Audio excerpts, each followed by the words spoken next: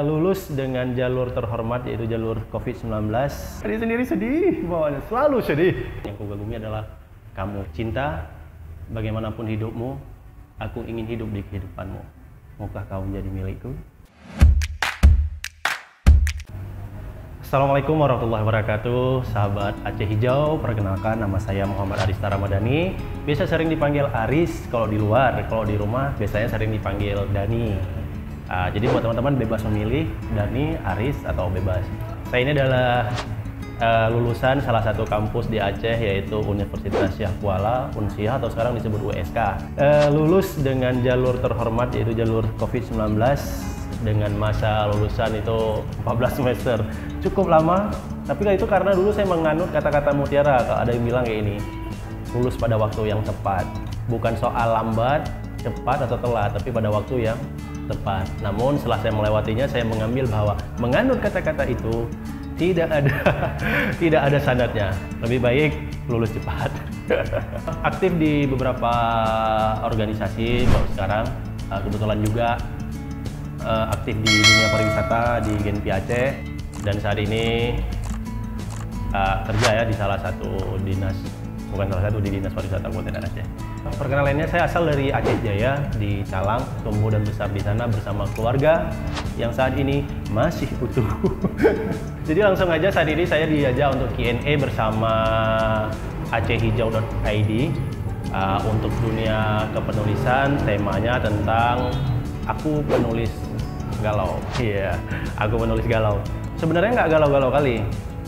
Awalnya menulis, oh ya ini untuk kita flashback, awalnya nulis dulu saya memang udah sering nulis dari 2010-11 itu di Facebook.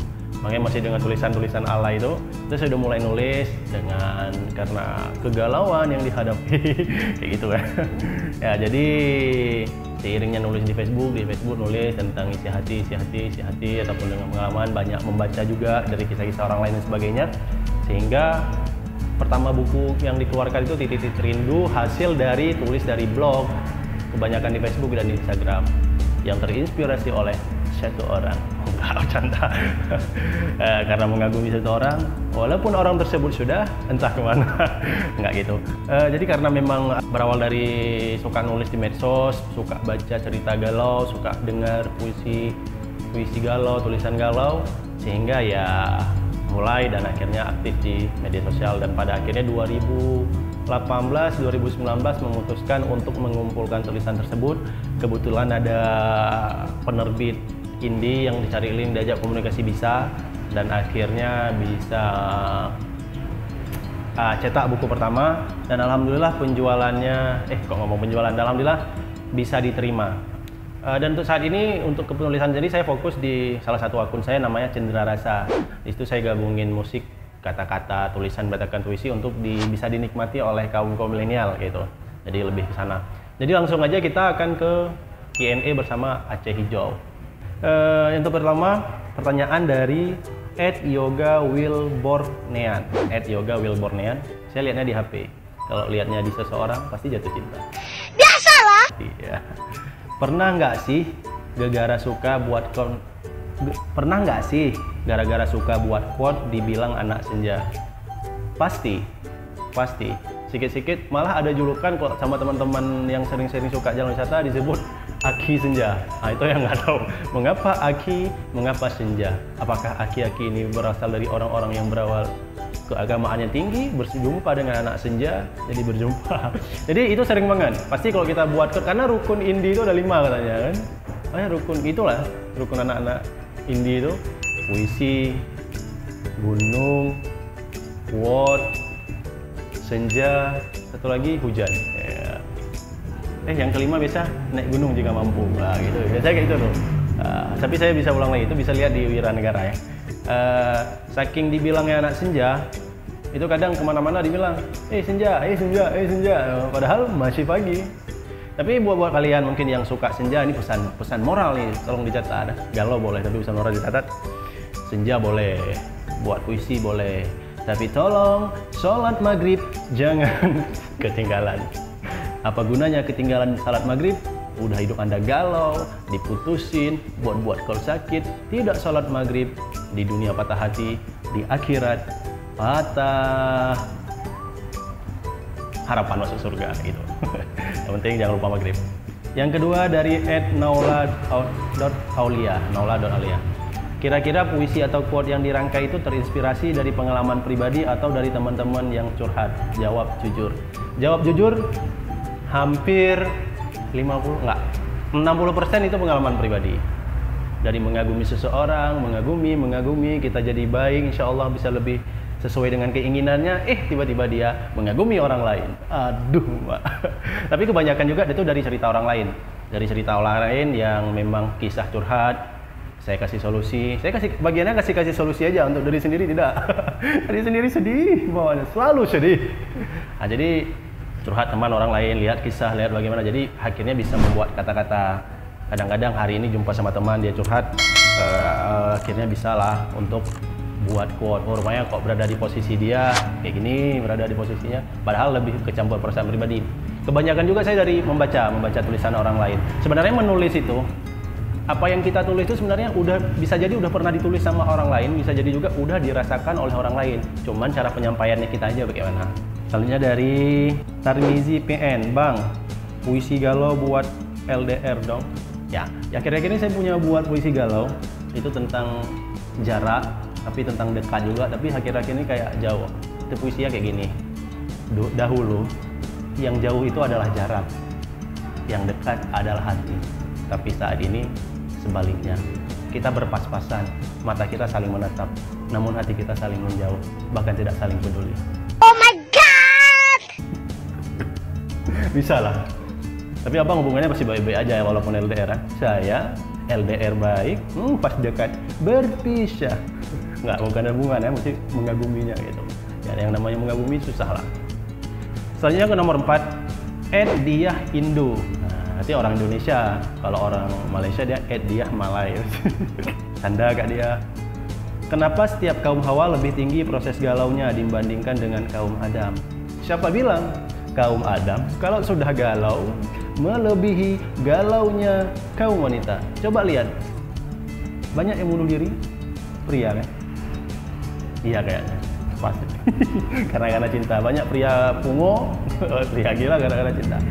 Sebenarnya itu nggak tahu, tapi pertanyaan ini lebih cocok, wahai Kak Diah yang cantik jelita, ditanya yang ke psikologis, bukan ke pemuda-pemuda kayak saya. Tapi kayaknya karena wanita bermain di perasaan, jadi mudah lebih galau, sedangkan pria itu kalau orang bilang kan lebih ke logika. Jadi kalau mau galau pun dipikir-pikir. Jikapun galau ada di galau, dia buat status galau di medsos, pasti itu cuma buat konten ataupun kode. Bahaya.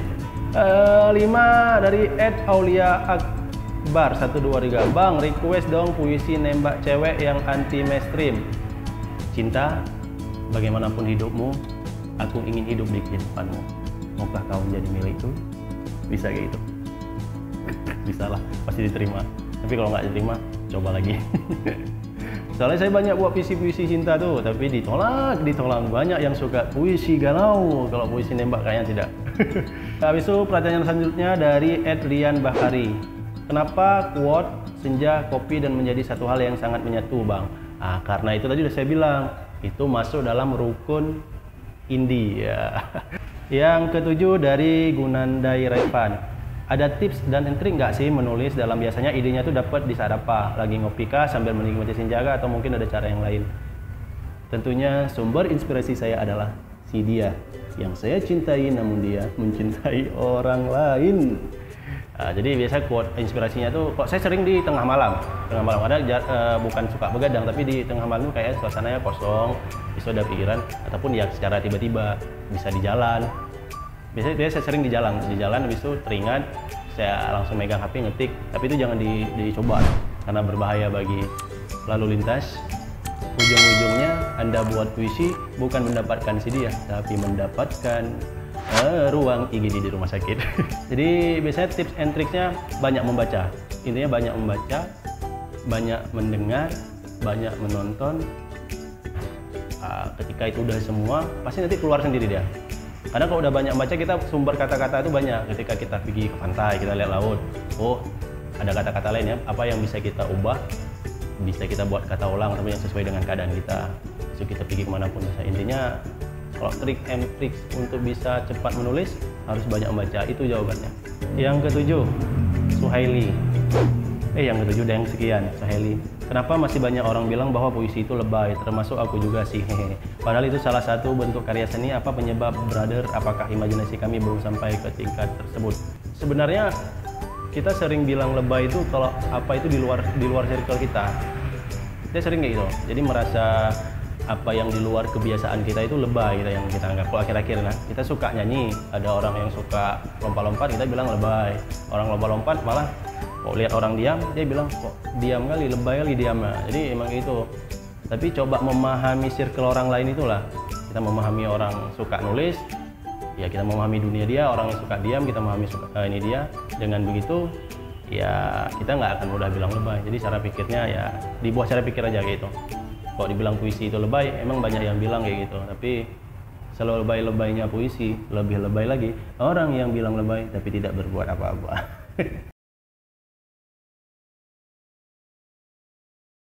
Untuk pemuda Aceh, terus semangat menulis, mulai dari hal-hal kecil, menulis. Kalau saya dulu belajar menulis, apa yang saya baca, saya buat rangkuman 1-2 kalimat kayak gitu. Habis itu apa yang saya nonton, apa kesimpulannya saya buat berapa kata atau kalimat. Jadi mulai dari hal-hal kecil. Mungkin menulis skripsi bagi Anda yang ini, itu adalah pencapaian terbesar Anda. Jadi menulis skripsi, menulis laporan, berawal dari menulis, ataupun menulis PR adik di rumah. Itu penting menulis saja lalu. Dan terakhir yaitu penting banyak membaca, menulis, dan posting. Habis itu hasil kita tuh nggak apa-apa, sekarang posting aja. Karena nanti saya berawal dari beberapa saya posting, banyak hal yang kritik malah dari orang yang ahli dari tulisan, orang dari ahli. Jadi ketika ada kritik dan saran tuh saya terima, maka saya improvisasi, saya belajar, terus-menerus belajar. Ya intinya bukan kita untuk dibilang sok kali, enggak, tapi posting itu bukan ingin kita terkenal, tapi ingin ada yang komen. Karena saya lebih menghargai orang yang kritik malah dari cara penulisan dan lain sebagainya. Untuk terakhir penutup, jangan lupa follow akun YouTube Aceh Hijau, follow Instagram acehhijau.id. Dan buat teman-teman yang udah tanya, terima kasih. Saya Muhammad Arista Ramadhani. Kalau ada salah kata minta maaf. Dan karena waktu yang singkat, mungkin kita bisa jumpa di lain waktu. Salam Aceh Hijau, terus semangat, salam Aceh. Assalamualaikum warahmatullahi wabarakatuh.